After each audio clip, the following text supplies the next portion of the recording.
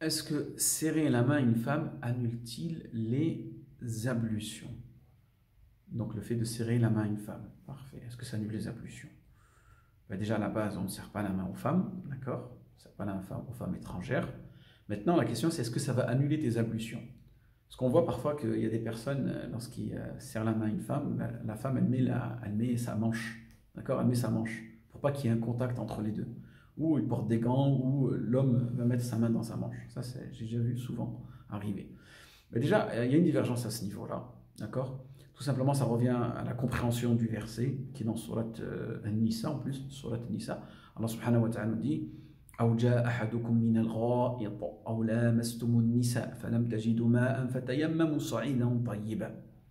Donc, est-ce que lamastum, est-ce que le fait de toucher ici, est-ce que c'est le sens premier, donc le sens littéral, donc le fait juste de toucher une femme, d'accord?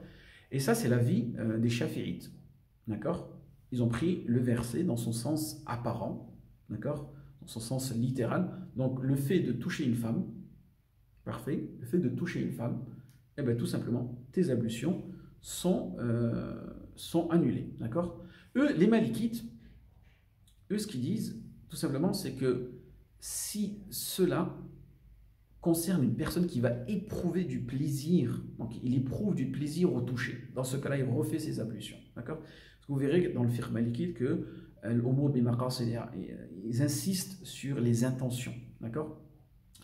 Eux, les Hanbalites, eux, ce qu'ils disent, ils ont essayé de regrouper entre le verset et le hadith de Aïcha radiyallahu anha, le fait que le prophète sallallahu alayhi wa sallam se rendait à la prière et il embrassait son épouse. Ils disent que cela concerne s'il y a une envie, d'accord? Si le fait de toucher cette personne-là, est-ce qu'il y a une envie? S'il y a une envie, tu refais tes ablutions.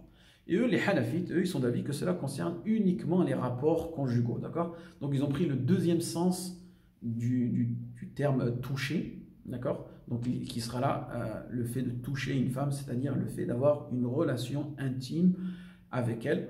Et voilà, donc ça c'est l'avis des Hanafites. Wallahu alam, je pense que l'avis des Malikites, wallahu alam, ici est le plus proche. Wallahu alam.